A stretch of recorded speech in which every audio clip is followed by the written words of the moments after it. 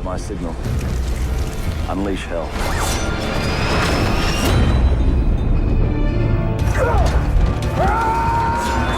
Who is he? I'm required to kill, so I kill. Tell me your name. My name is Maximus Decimus Meridius. Commander of the armies of the North. Loyal servant to the true Emperor, Marcus Aurelius. Papa! Father to a murdered son. Husband to a murdered wife. And I will have my vengeance. In this life or the next. Win the crowd. And you'll win your freedom. Are you not entertained? Today I saw a slave become more powerful than the Emperor of Rome.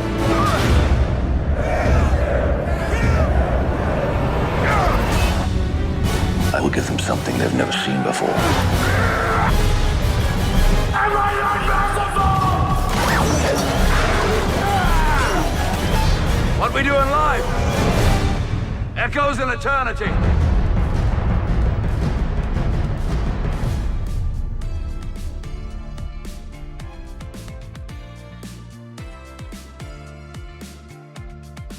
Welcome to Dorking Out. My name is Sonia Mansfield, and are you not entertained? Joining me is my podcasting sister from another mister and the co-host of Dorking Out, Margo D. Hello, my friend. Am I not merciful? Is that the way the line goes? So much yelling. So much yelling. Am I not merciful?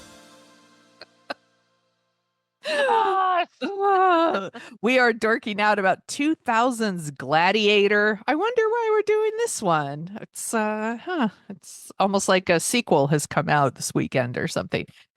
It is directed by Ridley Scott, screenplay by David Franzoni. Sure. John Logan and William Nicholson. This movie made so much fucking money, by the way. I wrote it down. It had a budget of like $100 million, which was a shit ton of. Now that's like catering money for Marvel movies, but like that was a high budget back then.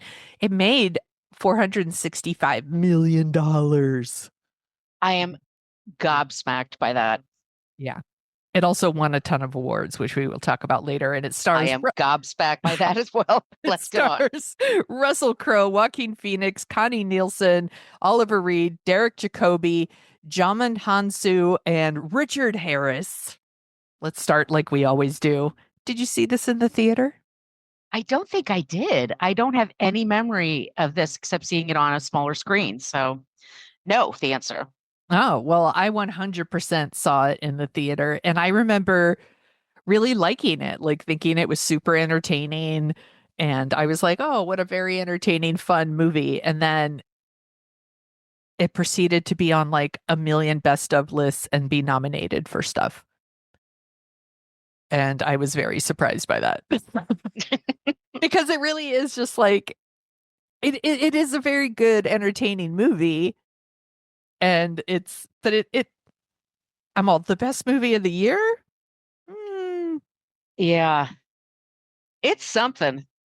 Well, and Russell Crowe was like, he had like such a good run. So like the year before this, he does The Insider, which is a great movie. It's so good. And and then and then like a couple years before that, he did LA Confidential, which is great. And then he does A Beautiful Mind, which I don't really like, but people love.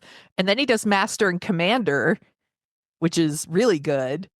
Like, and in the middle of all that, he did Proof of Life, which is the movie that like ruined Meg Ryan for the world, but somehow made Russell Crowe super cool.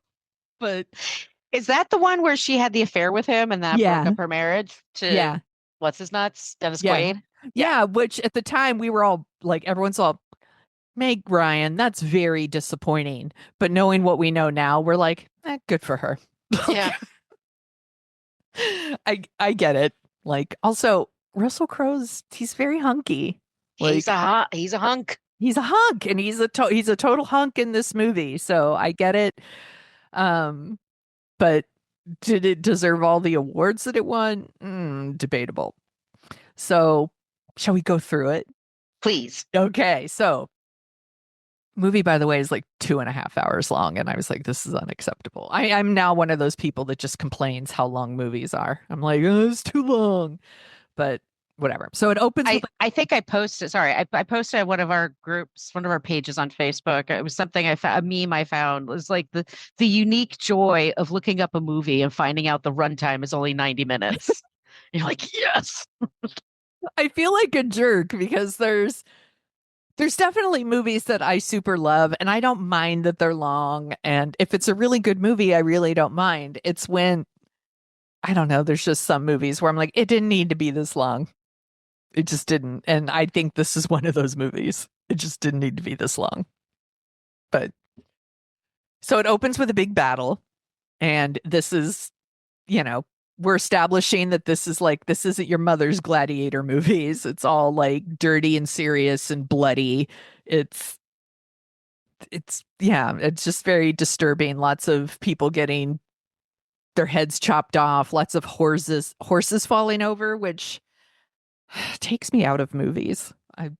It seriously does too. Okay, I'm not alone in this. I don't like when No. people fight on horses. I spend the whole time worrying about the horse. Yes. Right. Yeah, same. Yeah, I don't like it. And I know logically, like I was like, hey, there's people on the set that are making sure the horses are okay.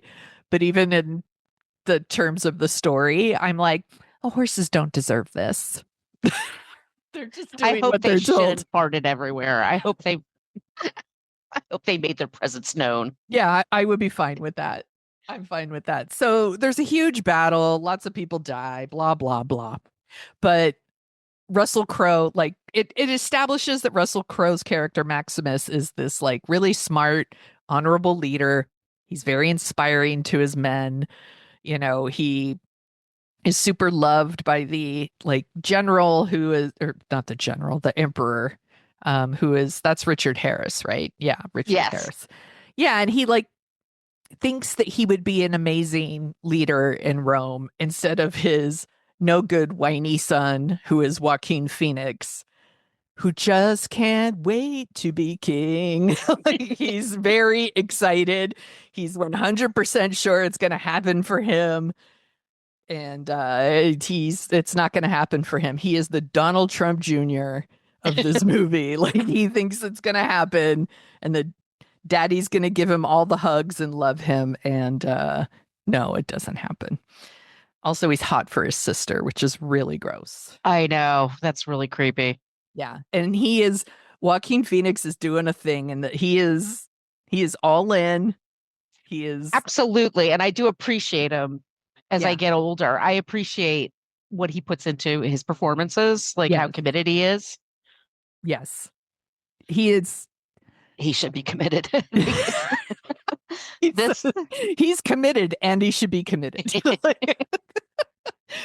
So like Joaquin Phoenix is like hanging around. He's like, this is gonna be my moment. Like, I'm gonna be king. And instead the emperor's like, hey Maximus, you want to be king? And he's like, nah, that's cool. He really just wants to go home. He just wants to go home. He misses his family. Yeah, he misses his family. He's not interested in like the politics of Rome. Like, he was a good soldier, and he's like, I've done my job. Good luck to you. Not interested. And the emperor tells Joaquin Phoenix, whose name is Commodus. Commodus. It looks like commode to me. Like, I'm like, commode. He's a commode. So he tells Joaquin Phoenix, like, hey, it's not happening for you. Like, your faults as a son is because I'm a shitty dad. And I'm like, that's a nice way of saying that.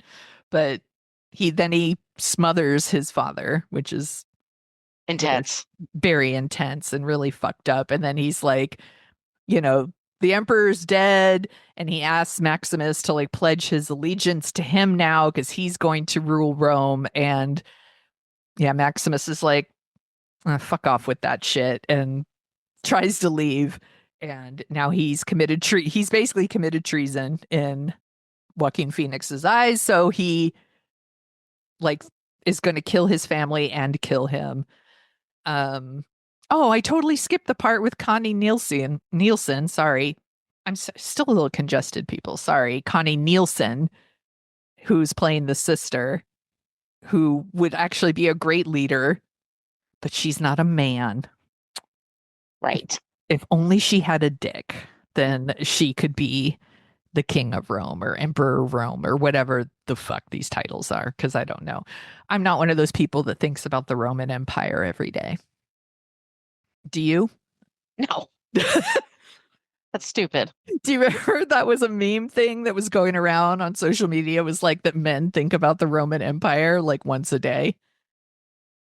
And I was like, Why is that? I don't know. And so I have a coworker who is Italian, and I was like, "Hey, Filippo, do you like think about the Roman Empire at least once a day?" And he's all, "More than once a day for sure." It's like, okay. So is it this movie they're thinking about? No, he was telling me that he's like, I don't know, I'm interested in like how they built the things that they built, and he's like, I don't know, it just comes up once a day. But in his defense, he works in design, so I guess that's why. But That makes sense. Yeah. but other dudes, I was like, I don't know, they're probably just thinking about dudes in like skirts and sandals, right? But they don't want to say it. That's what they're really thinking about. That's what I think. That's what I'm thinking. That. I can't yes and that. Sorry. Continue. I'm like, that's what I'm thinking about when I think of the Roman Empire. But anyway, her and Maximus used to like have a thing together. Like, and she has a son. It's about the same age as his son. It's very strongly suggested that her son is Maximus's son. What happens then? Oh, so then they kill Maximus's family, which is fucking brutal. Awful. Really, really brutal. Like, I mean, I appreciate that they don't show too much, but still, even what they show, I was like, brutal. And they try to kill Maximus, but he's a stud and he kills everybody. You can't.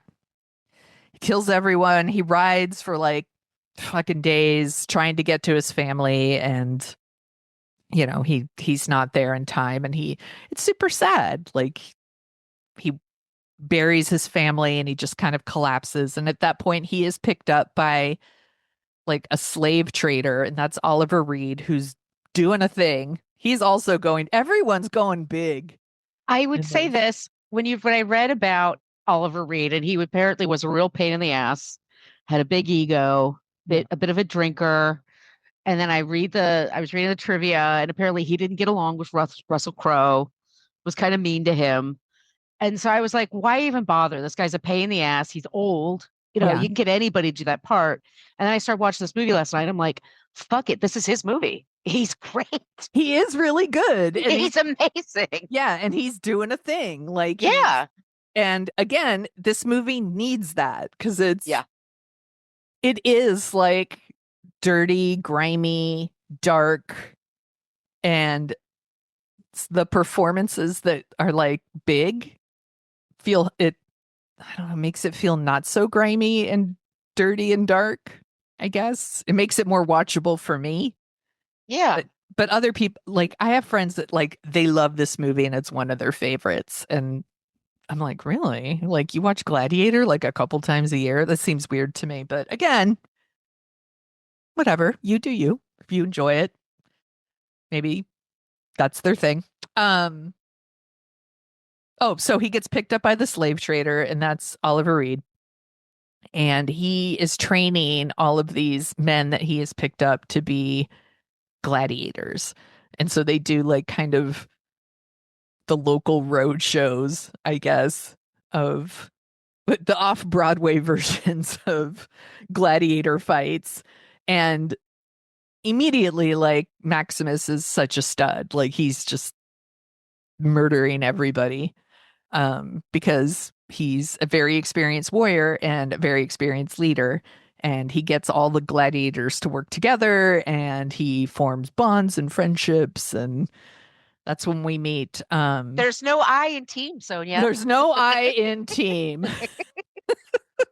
That's when we meet Djimon Hounsou, he's really good too, as like one of the other gladiators that he partners up with.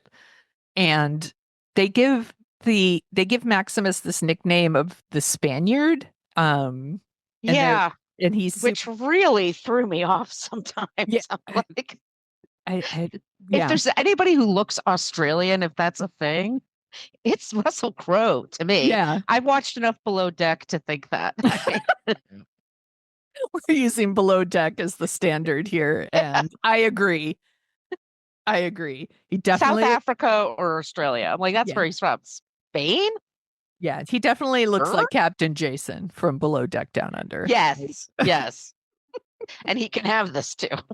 Yes, all of it. He could have all of this. I would love to think about the Roman Empire if it involves Captain Jason. Captain Jason. Yes. Or Russell Crowe during this time period. He was very handsome. So they do their like off-Broadway gladiator stuff, and eventually they learn that Joaquin Phoenix wants to like celebrate his dad, honor his dad by bringing back gladiator fights, even though his dad didn't like them and got rid of them because he's a piece of shit who, He's a disruptor.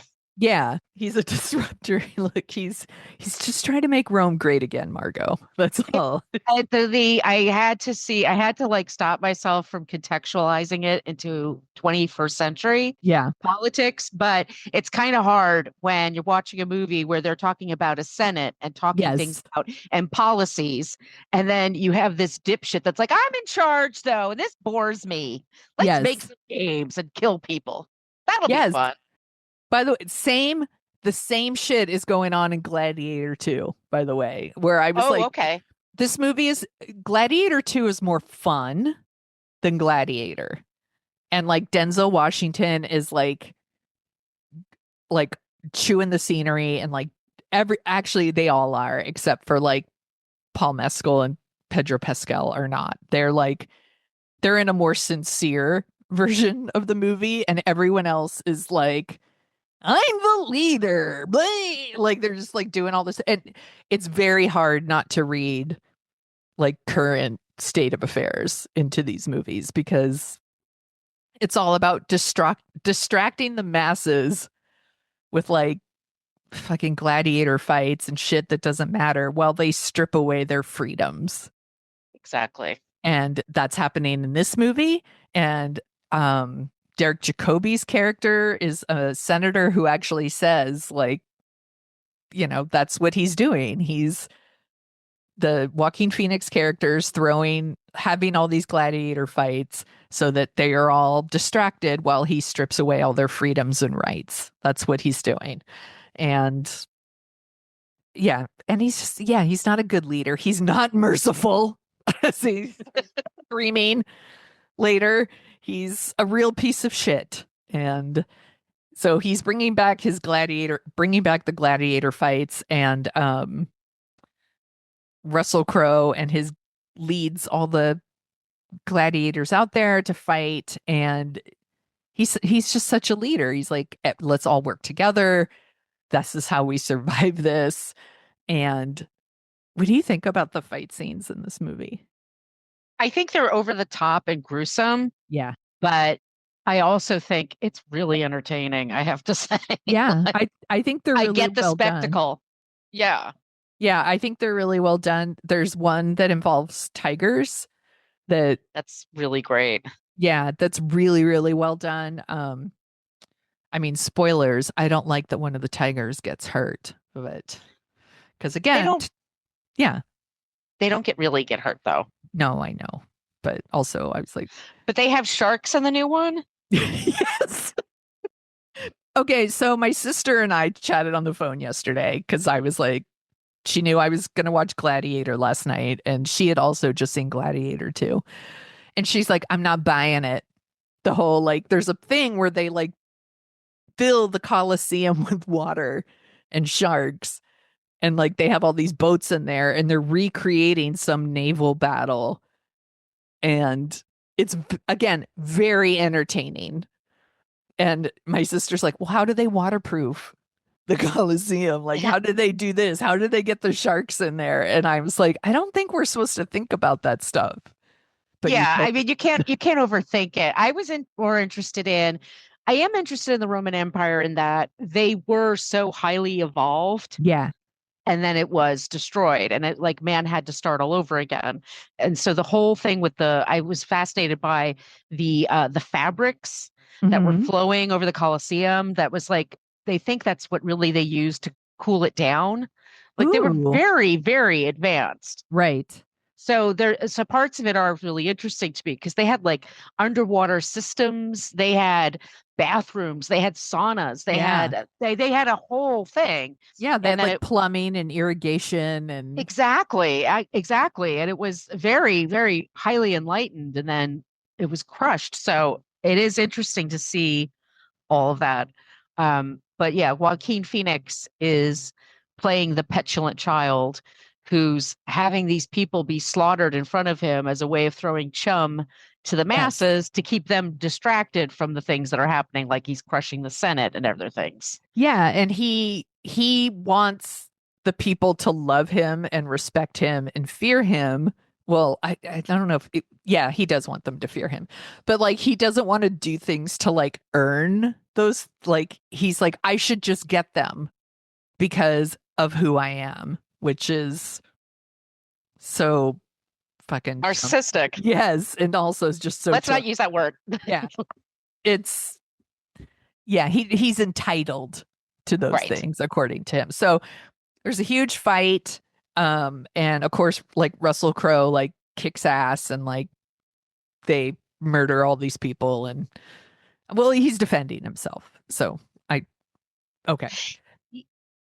Yeah, they're going to kill him. Yeah. So I use the word murder, but I was like, people died, but they were gonna kill him first. So he oh, and then Joaquin Phoenix is like, I want to meet this Spaniard that everyone, because it's kind of like pro wrestling. They all have like character names, and he's starting to be kind of famous. Like the crowd's super into him. He's trying to win over the crowd.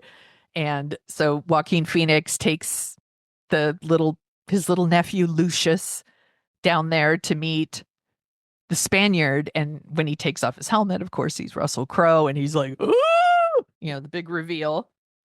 And but the crowd he immediately wants him killed because he's supposed to be dead. And the crowd loves him. They love the Spaniard. So he spares his life. And then we then cut to not Russell Crowe, Joaquin Phoenix up in his like room where he's terribly vexed. Terribly vexed. It vexes me. It vexes me. I'm terribly vexed that Maximus is still alive. Like this is not supposed to be a thing that happens. And then he's like so gross with his sister. Like just just touching her and peeping on her and like stay the night with me, and she's like peace out. Like she doesn't want any part of that. And she is trapped. Like women didn't have a lot of power back then, and she is dependent on her brother for survival, and he's super fucking gross, and she's afraid of him because he's a monster, and he's close with her son, and she's trying to protect her boy, so she's in a really shitty situation. And her kid seems lovely. He seems like a nice boy. He's a nice kid. Nice boy. I like their flat American accents kind of everywhere. It's kind of, I mean that really, because sometimes it's like European, and like people kind of like I think it's really well laid out. I mean, it's visually, it's a beautiful movie. Yeah. It's just the script at times, I was like, ooh, yeah, it's kind of cheap. Well, I mean, just the first half hour is like all like battle, and it's just to show how badass Maximus is, and I don't think we needed that. So then by the time everything else starts happening, I'm like, I'm already tired. So but that's me. What was I gonna say? Oh, there's like a scene where they're like walking around in some market or something, and there's a bunch of guys, and they're just like playing a game with a cobra. Did you see that? No. And I was like, what the fuck? I just wrote in my notes, were they all that fucking bored in Rome that they're just like, let's play this game of checkers, but it somehow involves a cobra maybe No, but killing one of cobras us. terrify me. Me too. I'm always scared that their venom is going to blind me.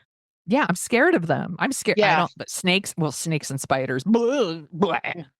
Like, no, I don't want spider legs touching me. I don't want snake eyes looking at me. Like, blah. Like, anyway.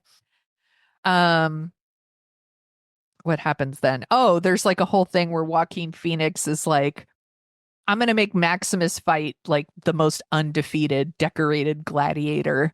And that's when we get the tigers. And that whole scene is very exciting. Like, but of course Maximus wins because again, duh. It's Maximus. He's a fucking stud. It's right in the name. He's Max. He's the Maximus. He's the most. He's the maximum. And the crowd loves him. And he wounds the other gladiator, and the crowd's like, kill, because they're so gross. And he doesn't, because it's a big fuck you to Joaquin Phoenix. He's like, I'm not doing what you tell me, and immediately the crowd's like, Maximus the Merciful. Like, he just, whatever he does, they're like, we love you. He's the Harry Styles of the gladiator. We love you, Harry. Like, no matter what he does. And then Joaquin Phoenix, he's, again, such a piece of shit. He, like, goes down there and he's talking to Maximus and he says the most fucked up shit about his family to try to make him mad. Like, your wife did, all the awful things they did to his family, basically. And Maximus doesn't take his bait, which makes Joaquin Phoenix even more vexed, I'm sure, because he purposely was trying to get a rise out of him so he could kill him, and he doesn't take the bait. Then what happens? Oh, like someone from Maximus's army is lingering around. He had like a servant or something named Cicero, who was hanging around.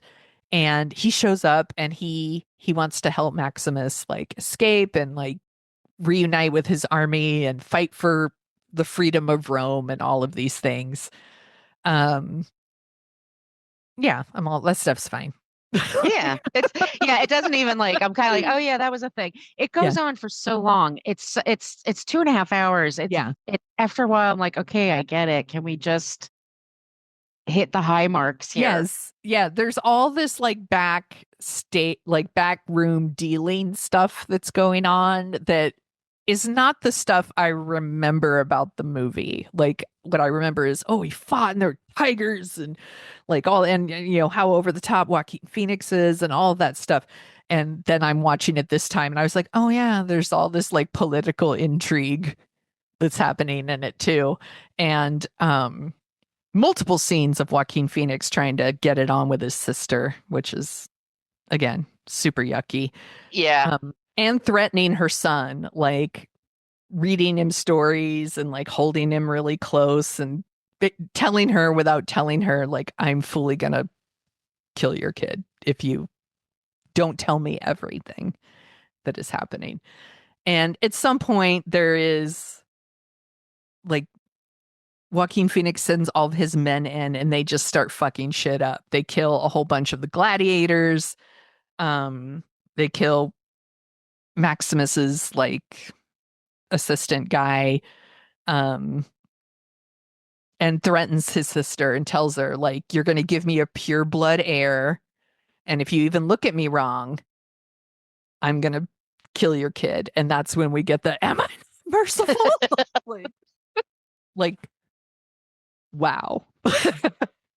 He's doing a thing. And I gotta say, I like all the actors. Yes. There's nobody, I think they're all committed. Yes. And they're all treating it like it's real. Yes. And I think that's what people respond to. Like, that's the only way you could do it, is just treat it like it's real. Yes, exactly. And in Gladiator 2, it is Denzel Washington is the one that is like just chewing it up in like the most entertaining way, in a way that we haven't seen Denzel Washington be in a really long time.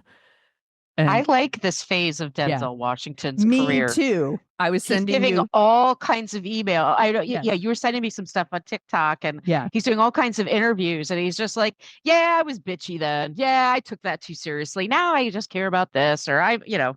like his, like, that's how I want to be when I'm his age. Yeah. He seems like he's out of fucks, and he's Yeah. just having a good time. Yeah, he raised his kids. He's in a good marriage. He's got his Oscars. Yeah. I think he's won Tony Awards. He's done stage work. He's brilliant. Yeah. He's put in his time. He should enjoy it. So good for Yeah. him. That's what we all want. He's a movie star. Such a movie star. He really is. That's the other thing about the second one, not to keep going back to a movie you haven't seen. I'm sorry, but like he is such a movie star, and I think Pedro Pascal is a movie star. I wasn't getting it from Paul Mescal in Gladiator 2, like as much as those two. Like, and I love Paul Mescal. Like, I think he's great, and I have loved him in other movies, but this was like a really big blockbuster with a lot of like sets and costumes and visual effects, and I'm like, he wasn't screaming movie star to me in that movie, but I think he does a good job in the role. Well, I'll let you know in a few months when it's streaming. It's okay. All right, let's go. So then it all comes down to this. Like, now Joaquin Phoenix is like, I am going to fight Maximus in the Colosseum. Like, this is how I'm going to win the people's love, by murdering their hero in front of them, apparently. But of course, because he's such a fucking coward, he like goes in before the fight and like stabs Russell Crowe and then hides it with armor so that he's already wounded. Yeah, wounded and like and he's gonna die no matter what because of this asshole. But even though he has an injury, he kicks his ass. And it's pretty satisfying. It's very satisfying. Like Snickers. It satisfies. It really does.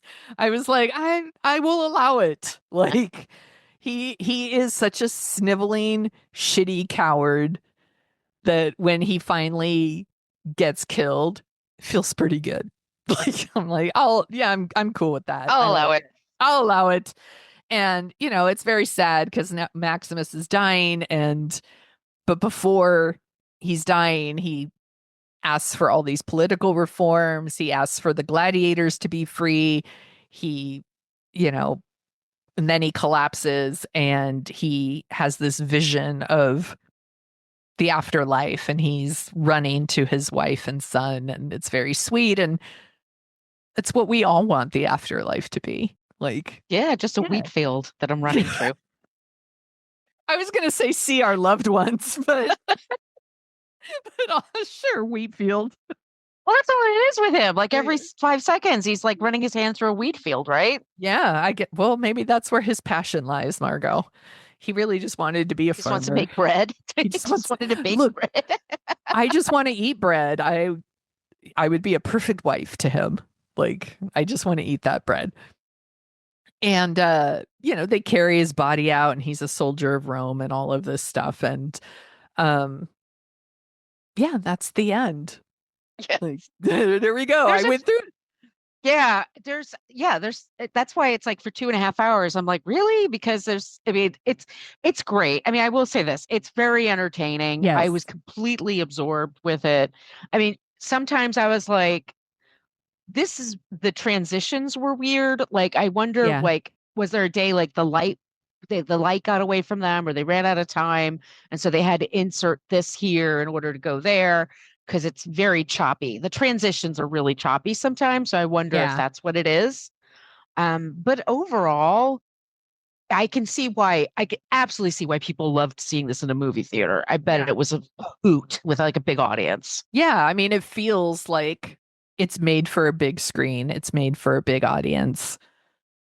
Is it worthy of all the things we're going to go through it in like a sec. I did read that Antonio Banderas was considered at some point for the Isn't he Russell. Spanish? I wonder.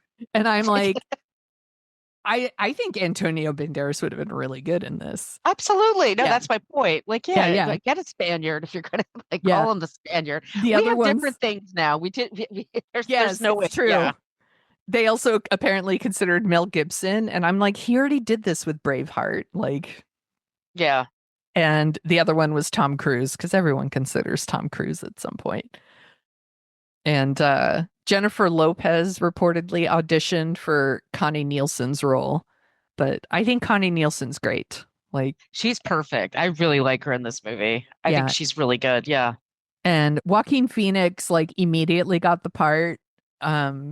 He sent in an audition tape and they were like, that's the guy. But apparently Jude Law also wanted the part. And I'm like, Which I can see. yeah, he might have been He's good a good too. actor. He would have been good too. Yeah, absolutely. So this movie was nominated for 12 Oscars. Look, I'm sorry. Yeah, I know. That baffles me. It won. Like, what else came out that year? You're gonna have to tell me. Exactly. Yes, and it won 5. I also want to tell you it was nominated for a bunch of MTV Movie Awards. That I get. Yeah, but we're going to go through the Oscars. So it's nominated for Best Picture. It won. It was nominated against, oh, sorry, my little screen here went away. There we go. There you are. Other movies, Chocolat. Yeah. Okay. Crouching Tiger, Hidden Dragon. That's an excellent movie. I love Crouching Tiger, Hidden Dragon. Aaron Brockovich. That's a good movie. It's a good movie. And then Traffic. No. You don't like Traffic? No, I don't. I find it, I actually like the British one better. Mm. It's based on a British series. And I thought that was a little more, I think it's fine. I just don't love it as much as other people. That's it. I think like a lot of people who saw Traffic, I really liked the Benicio del Toro stuff. Well, yeah. And hubba. And Hello. yeah. And when I think about the movie, that tends to be the part I think about. And then I'm like, oh yeah, there was the whole thing with Michael Douglas. And the pregnant Catherine Zeta-Jones. Yeah. Like driving around looking for crack. Yeah. So it was nominated for Best Director for Ridley Scott, but he did not win. The other ones were Steven Soderbergh was nominated for Aaron Brockovich, but he won for Traffic. He directed both of those? Yes. Isn't that bananas? Oh, wow. How did he have time? I know. And then Ang Lee also was nominated for Crouching Tiger, Hidden Dragon. Which he should have won for. This would have been my pick, like Crouching Tiger, Hidden Dragon. And then Stephen Daldry for Billy Elliot. Which is a good movie. Which is a good movie too. So Russell Crowe won for Best Actor. Against who? Javier Bardem for Before Night Falls. I never seen that. I haven't either. Tom Hanks for Castaway. He was great in Castaway. Yeah. Ed Harris for Pollock. Oh, I hate that movie. Yeah. Marcia Gay Harden won Best Supporting Actress for that movie. know. And I'm like, I love Marcia Gay Harden, but The long-suffering wife to the Yes. genius. Yes. Yeah. And then Jeffrey Rush was nominated for Quills. Oh, God, I remember. God, that's so 2000. Yeah. I think Russell Crowe's win here is like a makeup Oscar because the year before he was nominated for The Insider. Yeah, and he was really good in that. And he was so good. And I don't remember who won, but I mean, Tom Hanks had already won twice, I think, by this point. So I don't think they were going to give him another one, but he was so good in Castaway. And we did a whole episode on Castaway. Joaquin Phoenix was nominated for Gladiator, but he did not win. Benicio del Toro won for Traffic. Some of the other ones, you'll love this one. Jeff Bridges for The Contender. I love that movie. We did a whole episode on The Contender a long time ago. So your first time on the show, I think. It might have been. Yeah. That's when we realized that We need to get rid of the other person. The show originally had a different co-host, and then the minute Margo came on, both of us were like, "Oh, this is our show now." Bye. Bye, sorry, Smith. Anyway, William Dafoe for Shadow of the Vampire. It's a good movie. And then Albert Finney for Aaron Brockovich. Which he was good in. Yeah, he was good in that movie. He Yeah. was good in that too. And then it was nominated for things like screenplay, but Almost Famous won. Okay, stop. That screenplay Yeah. was nominated for an Oscar. Yes. Which, by the way, in tons of interviews, Russell Crowe's like, there was like 30 pages of a script, and they had to like write it as they were going along, and Yeah. like, in the like whole like, am I not merciful? Like that's ad-libbed. Like, I'm like, it's bananas to me that it was nominated for screenplay, and it did not win because again, like, Almost Famous won, and that feels very appropriate because that's very well written. It was, and it was nominated for other things like sound. Yeah. Which and I get. Yeah, it won for sound. It didn't win for art direction because Crouching Tiger won. It was nominated for cinematography, but Crouching Tiger won that as well. Very well deserved. Yeah. It won for best costume design, and it lost for film editing, and it won for visual effects. With So the tiger scene alone, it deserves it. Yeah. The other things for visual effects were Hollow Man. Did you ever see that? Ugh. And then The Perfect Storm.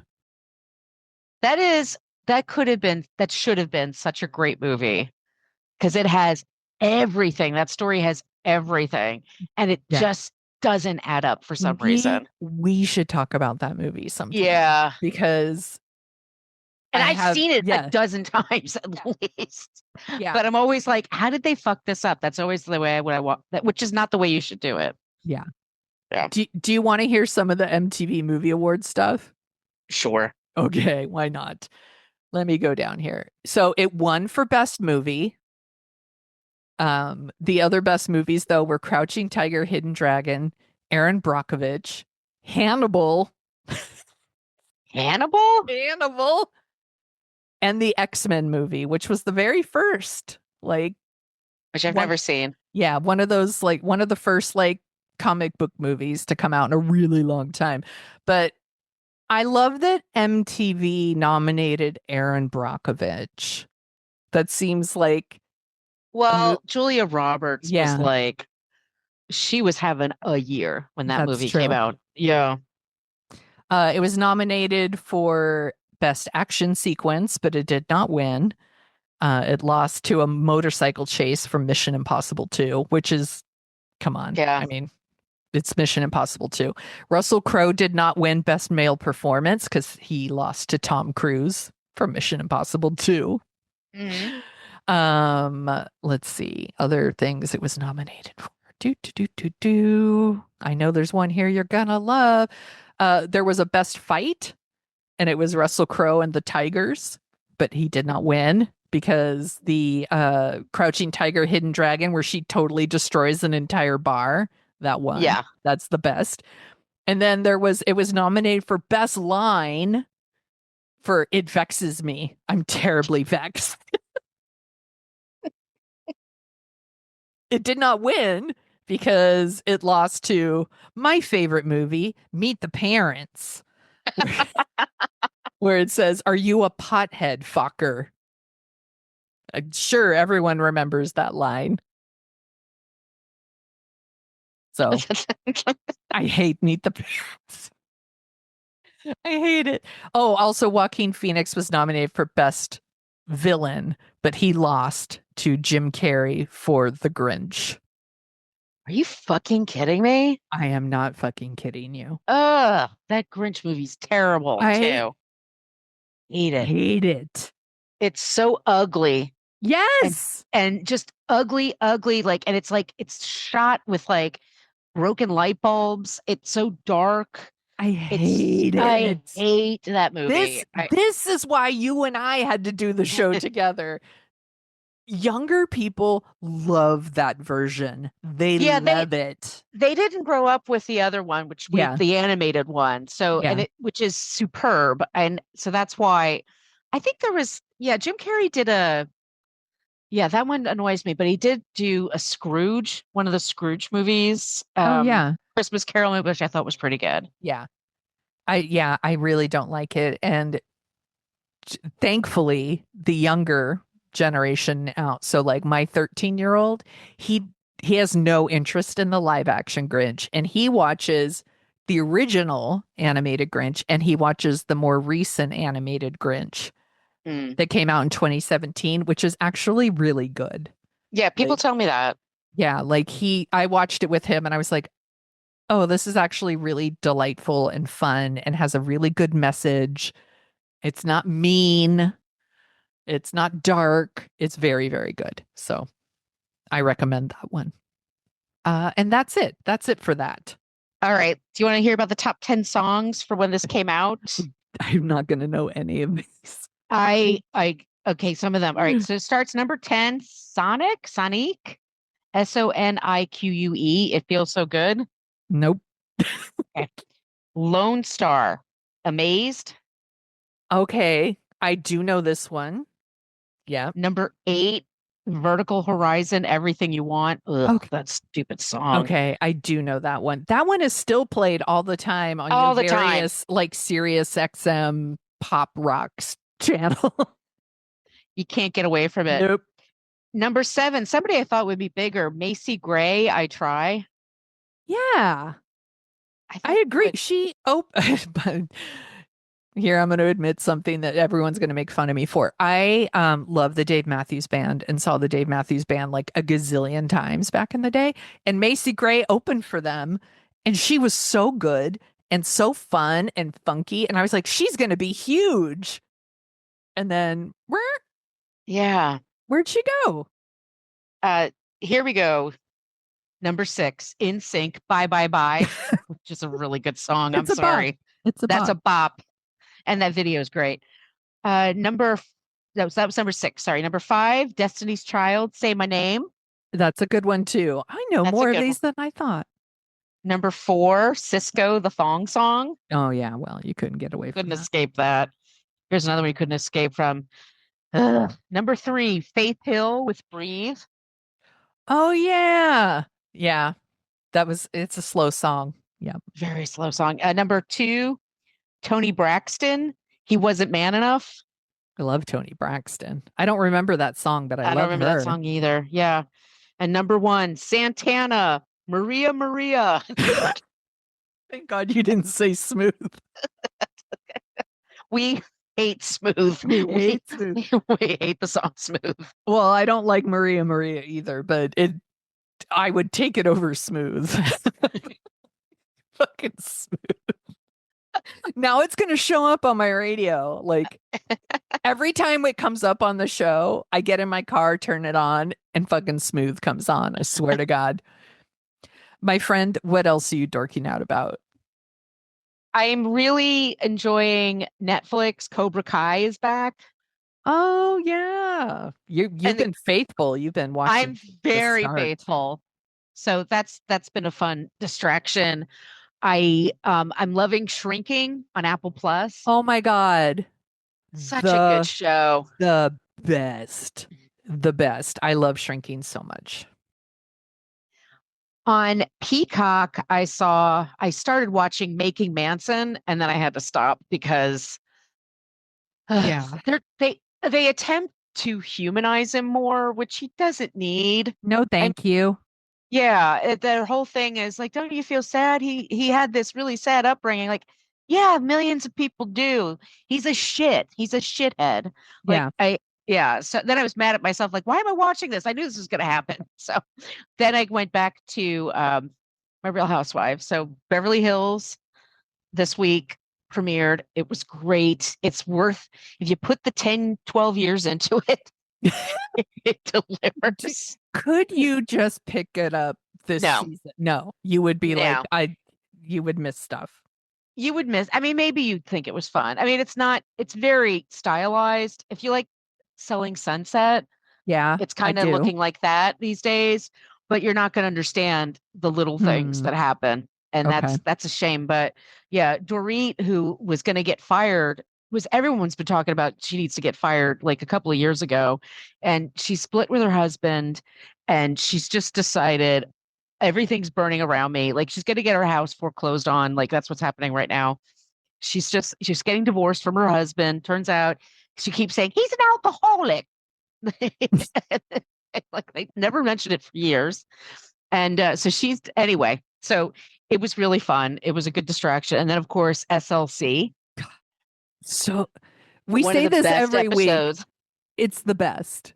It's the best show. These women are insane. They're batshit crazy. Yes. They take no accountability for their behavior. No, they are so fucking petty too. Like just petty and immature. yes. So good. It's so great. And they're all like in their 40s and 50s, but they might as well be like 15. Yeah, I'm like, you're too old to be acting this way. Like they're so shitty. They just hold grudges. They take no accountability. So petty. So good. But it's so great. So the woman that named Mary, she runs a religion in Salt Lake City. That's not Mormon. Yeah, And she has a church. She inherited from her grandmother, and her grandmother and her mother didn't get along, and Mary didn't get along with her mother. Right. So when her grandmother died, Mary married her step grandfather in order to inherit the church and all of the businesses attached to the church. One of the funniest things from season 1 was like, it had to be like Jen Shaw was like, yes, let's all take advice from the lady who married her own grandpa. And she was so offended that she had a conversation with this idiot woman named Brittany, Yeah. who's like on the Tinder apps, like dating but apparently Mormons, they're not supposed to, they say they're not supposed to drink and they're not supposed to have sex unless they're married. Yeah. And these women are not following those rules. Clearly. No, they pick and choose which of the things they want to obey. And then Right.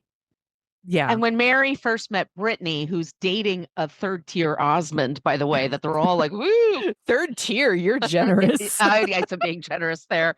But when they first met each other, Mary said, oh, when I was growing up, there was 5 kids. We never had enough of anything. We didn't have food. And so Brittany said, oh, well, I grew up poor too. I know how it feels. And Mary was so offended, like, we're not poor. We just neglected. We're just neglected. Yeah. So Mary decides to run a breakfast at Tiffany's party in her home to prove that she's not poor. Seems like a lot of going to great lengths to prove Brittany wrong, but so she invites everyone and they're all supposed to dress up, and like some of them do and some of them don't, and like Meredith. It's a breakfast at Tiffany's party. So she's like, I want you to do your style, be your stylish best, be a style icon. Yeah. So if it's breakfast at Tiffany's, what is it? It's Audrey Hepburn, little back dress, updo, simple. Yeah. It's simple, but classy. So Bronwyn shows up first. Beautiful. Yeah, she's beautiful. Like looks great. Yeah. She's got a little clip-on bangs to like kind of do the important. Do the little Audrey Hepburn like short bangs. She looks lovely. She looks so cute, and she's like me. She showed up too early, and so she's awkwardly standing around, which I've done. She showed up right on. She showed up right on time because she was afraid of Mary, and like even Mary's not down there. Like, she has to make, and it's obvious that like those are parishioners that she's recruited to be her waiters and staff. Yes. But then Meredith shows up, and Meredith she puts a wig on her head, and it looks like it's put on backwards to provide a bang effect, but it looks like she's wearing a toupee backwards. It's bangs jarring. The bangs look like Russell Crowe's Caesar cut in Gladiator. Like it's all PC and weird, and like it just looks bad, and like all of the women are like shit talking her behind her back about these fucking bangs. she bought. And she thinks she looks great. Yeah. Yeah. She's so proud of herself. And then just throughout this, there was a whole thing where Bronwyn and Heather don't get along. And Heather's like an OG. So Heather hates everybody that's not an OG. That's her whole Right. personality. So she's rude to Bronwyn. And so Bronwyn and her husband are having their 10th anniversary in Palm Springs. And she's like, we're going to invite people to come and celebrate with us. And she didn't bring Heather because Heather was an asshole. Yeah. Why She would was you? rude to her. Why do you want to And- invite someone, her or Brittany, by the way, who are have been so shitty to Shitty Bronwyn? and rude. And Right. just like, well, why don't you have a prenup? It's because you're a gold digger, blah, blah. Why would she invite you to her anniversary party? First of all, Exactly. it's not your business if she has a prenup or not. Mind your business, Heather and Brittany. And two, like, you both acted like a couple of cunts. Of course she's not going to invite you. And so then Heather they're like, how tries to dare trap you? her. Yeah, they tried like, God, believe you didn't invite us. Well, why didn't you? And she says to Bronwyn said, I wanted to bring you. And for whatever reason, Bronwyn and her husband flew everybody private there. And then when they flew them back, it was on commercial. And that was a power move on her part. Yes. So she and her husband were in first class and the rest was coach. Now, Palm Springs to Salt Lake City is an hour flight. It is not a big deal. It's like flying to San Francisco from LA or something. Yeah. It doesn't matter where you sit. It's an hour flight. You'll be done. But of course, Lisa had a meltdown about it. And so and Heather's trying to weaponize that. Like, how come you put them in coach and you got the first class seat? She says, because it was my goddamn credit card. Yeah.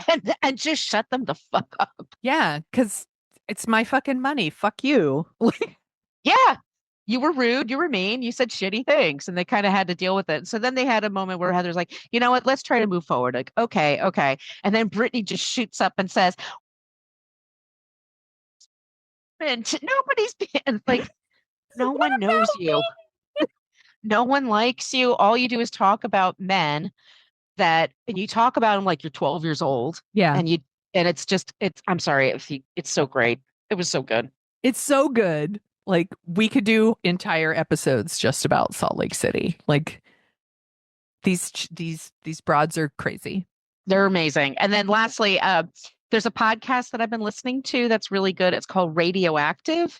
Ooh. And it's all about Karen Silkwood. Okay. We've talked about Silkwood, but it's an investigation into her death and what really happened. It's shocking. Like, it's been 50 years and people still don't know what really happened to her. She was in a car accident. She was a whistleblower at a nuclear power plant, which is also something that's, 50 years later, like, she was talking about regulations and how important it is to watch these industries to make sure they don't poison the water or kill their employees. Like shit we're dealing with now. And that she was treated like she was a pain in the ass because she's a woman and she was poor. She was from, she was a single mother. She didn't have custody of her kids. People just thought she was kind of trashy and they didn't. And when you listen to this podcast, and Silkwood was the movie directed by Mike Nichols, and it stars Meryl Streep, Cher, and Kurt Russell. And it's been in a rights issues for many, many years. And it's finally available for streaming on Hulu. And we're definitely going to cover it at some point. Oh, yeah, maybe. Yeah. I watched it last week. It was really good. So then I found this podcast, and it's basically these investigators. They're going back 50 years to the original reports to try to figure out, like, how this woman died. Because they said, oh, well, she fell asleep at the wheel and boom, she crashed. And then when you look, they describe the crash scene. It's like she was dragged like 150 yards. It wasn't like she just hit a barrier and boom. And so when you look at it, you're like, what the fuck happened to this woman? So anyway, that's what I'm listening to. Well, that's a good one. I'm writing that one down. I have a couple of things too. I started last night Interior Chinatown, which is a new show on Netflix that's really, really good. It stars Jimmy O. Yang and Ronnie Chang from The Daily Show. He hosts The Daily Show once a week. And it's set in like a crime drama, like a Law and Order type thing. And he is like a background character in like a crime drama who's working with like another detective to become like a main character on the show and solve a murder. It is very weird, an action comedy, very funny. I've only watched the first 2 episodes. I like where it's going, so I'm going to keep going. It's based on a graphic novel that apparently is pretty popular. So Hulu did not promote this at all. I just like heard some good things on TikTok and Blue Sky and was like, I'm going to check it out. And it's really good. I'm enjoying it so far. So I recommend Interior Chinatown. And what else am I watching? Oh, I saw Wicked. This movie called Wicked. Yeah, I've heard about it. Yeah. I saw that. I have never seen the stage show, which apparently is a bananas thing to say when you live in San Francisco because it like opened here and people are Yeah. very, very precious about Wicked and the fact that they, saw it and it's many, many runs here. I have never seen it. I know like 2 songs.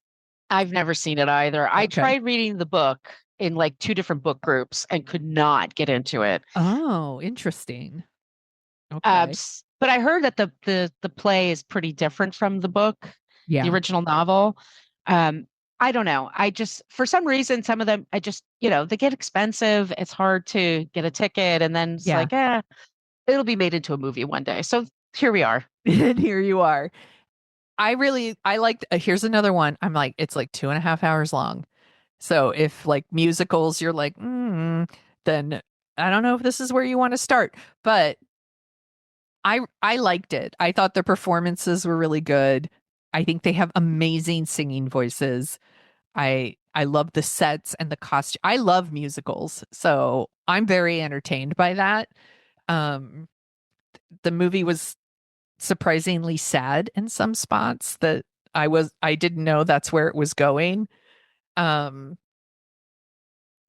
people in the audience are like super fans and they know all the songs and they loved it and they were telling me afterwards like it could go on forever and I would be so happy and like they loved being in the world and they really really loved it.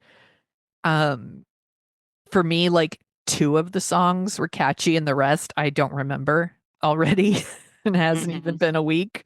So it's a part 1, which again, it's quite long, so I'm curious what part 2 is going to be like. I really liked it. I thought it was good, and I know that it's insanely popular, and it's bringing a bunch of people into the theater because I went to see another movie I'm going to talk about in a second, and Wicked was playing in the big theater, and it was packed. 350 people on a Thursday night, so pretty good. Yeah, no, good for them. Yeah, and it was a lot of younger people and they were really excited and they were taking pictures and the standees and the posters and I was like, I love that. Anything that makes people excited to go to the movies makes me happy. So, and it's again another one that considering everything that's happening in the world, you can't see me, but I'm waving my arms around. There's definitely things that you will react to in the movie that you're like, well, that feels appropriate and in one way or another. It's a good one. And then I will end it with I saw A Real Pain with Jesse Eisenberg and Kieran Culkin and Jennifer Grey is in it, by the way. Like it took me a minute. Really? Yes, and I was like, "Wait a second." I read her book. Oh, did you like her book?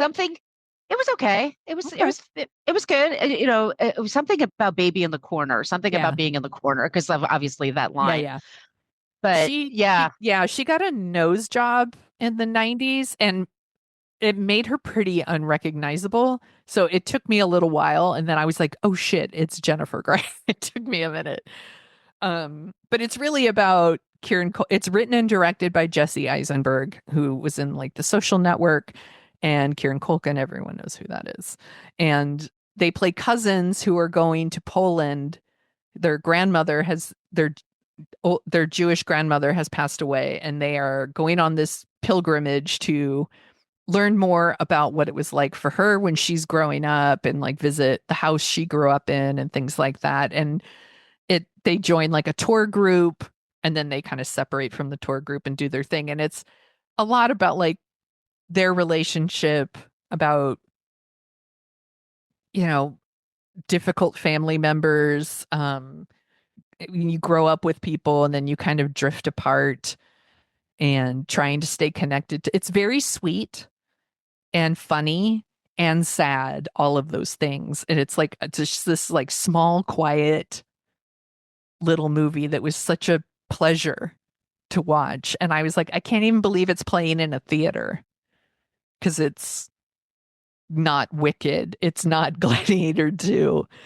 It's small and quiet and sweet, and something that you would have seen in the 90s during like the indie movement, the indie film movement, I feel. And they're both really good in it. And I really loved Kieran Culkin in it. Could get nominated for stuff. I think he's really, really great. And now I think I'm finally ready to watch Succession. So maybe I'll do that. Did you watch Succession? Yeah, of course. Okay. Was he good at everyone says he's great in it. So yeah, of course. Yeah.